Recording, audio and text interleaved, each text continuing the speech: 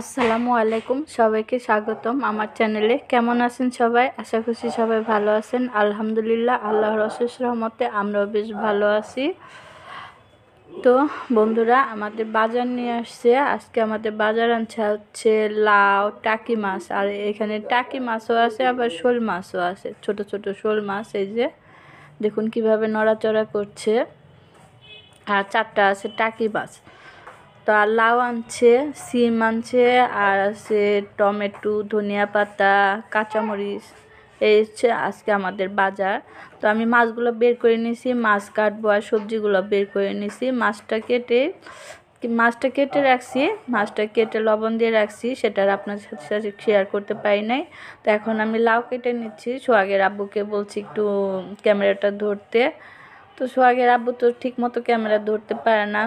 তো যাই হোক, কী করার, কিছু করার নাই। তো ওই যে আমি লাউ কেটে নিচ্ছি। আর লাউটা দেখুন ভিতরে অনেক কচি, কিন্তু বাহিরে কেমন যেন শক্ত শক্ত হয়ে গেছে, মানে চামড়া খোসাটা অনেক শক্ত।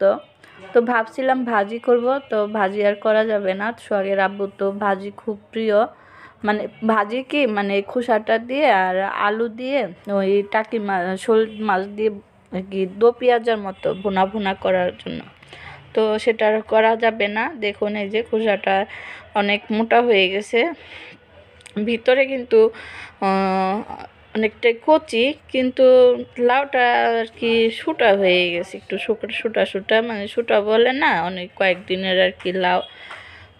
তো এই লাউটা নাকি 100 টাকা নিছে। আমি তো শুনে অবাক হয়ে গেছি, 100 টাকার লাউ, তারপরে টাটকা না। তো এখানে আমি লাউটা ছিলে নিচ্ছি আর কেটে নিচ্ছি, কেটে নিচ্ছি। এই যে দেখুন। তো আজকে লাউ দিয়ে টাকি মাছ দিয়ে রান্না করব। আর ওই যে শোল মাছগুলা ওগুলা রেখে দিব, ওগুলা আর আজকে রান্না করব না। ভাবছিলাম আজকে রান্না করব, তো আজকে আর রান্না করব না। তো আমাদের অল্প তরকারিতে হয়ে যায়। তো সাথে আবার বেগুন ভাজবো, আর হচ্ছে আরেকটা ভাজি করব সিম আলু দিয়ে। ভাজি না, মানে ঘন্টর মতো, কি বলো এটা বলতে পারি না। সিম আলু দিয়ে একটা আর কি সবজির মতো রান্না করব। তো সাথে থাকুন বন্ধুরা, দেখতে থাকুন আমি কি কি রান্না করি, কি করি সব দেখবেন। তো আজকে আমি যেখানে বসে কাটাকাটি করতেছি, সেটাই আপনাদের সাথে শেয়ার করলাম। তো শেয়ার করতে তো পারি না, অনেক কিছুই শেয়ার করতে পারি না। তো আজকে একটু চেষ্টা করছিলাম শেয়ার করার জন্য। তো আজকে আমি রান্না করতে করতে আপনাদের সাথে যে ইউটিউবার বেল্লালের সম্বন্ধে কিছু একটা কথা বলবো। তো আশা করছি আপনাদের কাছে ভালো লাগবে। ইউটিউবার বেল্লালের তো এখন সবাই চিনে। তো আমি কেন বেল্লালকে বেল্লাল বলি, কেন ভাই বলি না, সেটাই আপনাদের সাথে বলছি। কারণ ইউটিউবার বেল্লাল হচ্ছে আমার ছেলের মতো, ছেলের চেয়ে ছোট হবে, আমার ছেলেদের চাইতেও হয়তো ছোট হতে পারে। তো সেই জন্যই কিন্তু আমি বিল্লাল বলেই ডাকি, আমার ছেলের মতোই জানি ওকে, ভালো লাগে ওকে আমার খুব। ওর ভিডিও দেখি, ওর 2টা বাচ্চা আছে, বাচ্চা 2টা খুব মিষ্টি সুন্দর। তো সেই জন্যই কিন্তু আমি বিল্লালকে বিল্লাল বলে ডাকি। হয়তো আপনাদের কাছে ভালো লাগে না, সে একজন বড় ইউটিউবার হয়ে গেছে এখন। তো ঠিক আছে, আপনাদের কথা মতোই আমি এবার থেকে বিল্লাল ভাই বলবো। বয়সে ছোট হলেও কি হয়েছে। তো যাই হোক, আপনাদের কথা মতো আমি ভাই বলবো। তো বিল্লাল ভাইয়ের বাসায় গেছিলাম, বিল্লাল ভাই অনেক আপ্যায়ন করছে, অনেক সুন্দর করে কথা বলছে, ব্যবহারটা অনেক ভালো, খুব ভালো লাগছে আমার। তা আমি আবার ওদের বাসায় যাওয়ার চেষ্টা করব, চেষ্টায় আছি আর কি, ইচ্ছা আছে আবারও যাব, 2-1 দিনের ভিতরে ওদের বাসায় যাব। তো বিল্লালের বউটার ব্যবহার অনেক ভালো লাগছে। আর সেদিন বিল্লাল ভাইয়ের আর কি, বারবার বিল্লাল বলে ফেলি, বিল্লাল ভাইয়ের মায়ের সাথে দেখা হয় নাই। তো বোনের সাথে, শারমিন ওর বোন, ওকেও আপনারা চিনবেন, ও একজন বড় ইউটিউবার। তো ওর সাথে দেখা হয় না, ওর সাথে দেখা করার জন্যই আবার আরেকদিন যাব। তো ভিডিওতে দেখলাম আর কি শারমিনের অনেক বড় ক্ষতি হয়ে গেছে, খুব খারাপ লাগলো খবরটা শুনে। তো শারমিনের নাকি আইফোন হারিয়ে গেছে।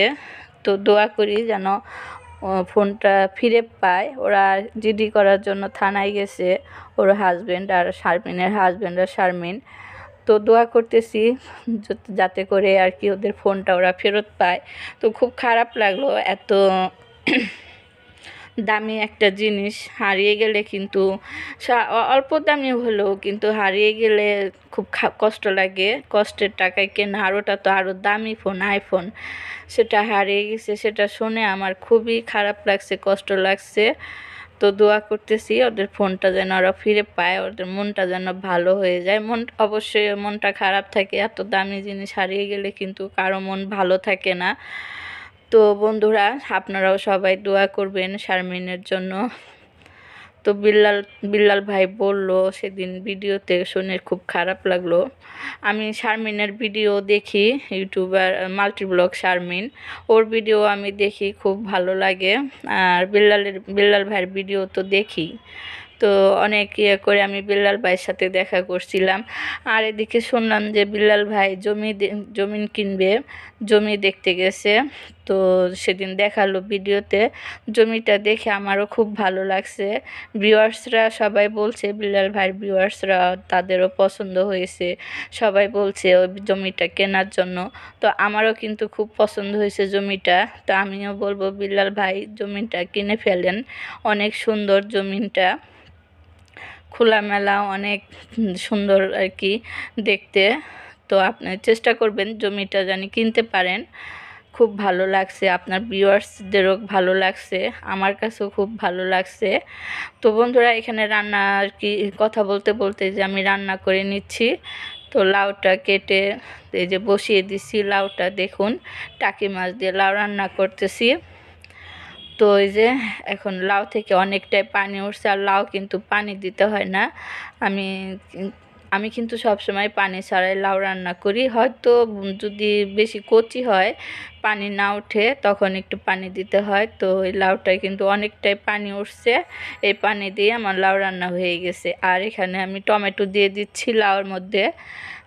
লাউর মধ্যে টমেটো দিলে কিন্তু খুব ভালো লাগে, আর এটা সোহাগের আব্বুরও খুব পছন্দ। তো ধনিয়া পাতাটাও দিয়ে দিলাম, দিয়ে এখন ঢেকে দিয়ে রান্না করে নেব। আর বন্ধুরা, বিল্লাল ভাই সম্বন্ধে অনেক কিছুই বললাম, অনেক ভালো লাগে বিল্লাল ভাইকে, ওনার ভিডিওগুলো খুব সুন্দর লাগে, বিশেষ করে ওনার বাচ্চা দুইটা এত কিউট, মাশাল্লাহ, অনেক সুন্দর। আল্লাহ ওদের হায়াত দারাজ করুক। ও সেদিন আর কি বিল্লাল ভাইয়ের ছেলে শারাফাতের বার্থডে গেল, আমি যেতে পারি নাই। তো আমার আর কি যাওয়া হয় না, পরে আর কি দেখলাম যে শারাফাতের বার্থডে।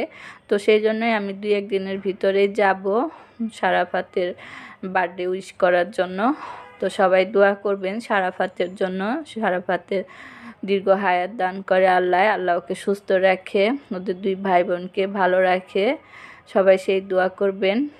আর বিশেষ করে বিল্লাল ভাইয়ের মায়ের সাথে একটু দেখা করব, আর শারমিনের সাথে, সেই উদ্দেশ্যে আমার যেতে হবে আবার।